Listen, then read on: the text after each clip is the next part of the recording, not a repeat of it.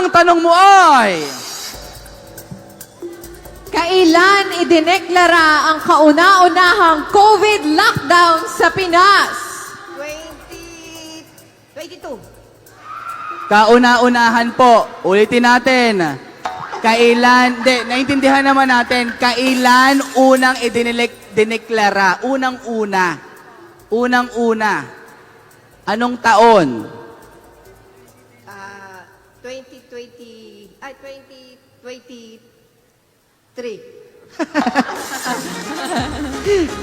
Teka lang, sa barangay pa nagtatrabaho si Madam. Noong 2023 ba, nagkaroon ng lockdown? 2018 yan. 2028? Hindi, ulitin natin.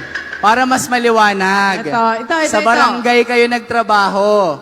Anong taon idinileklara ang kauna-unahang lockdown sa Pilipinas?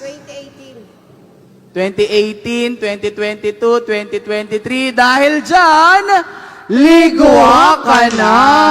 Thank you po. Ayan.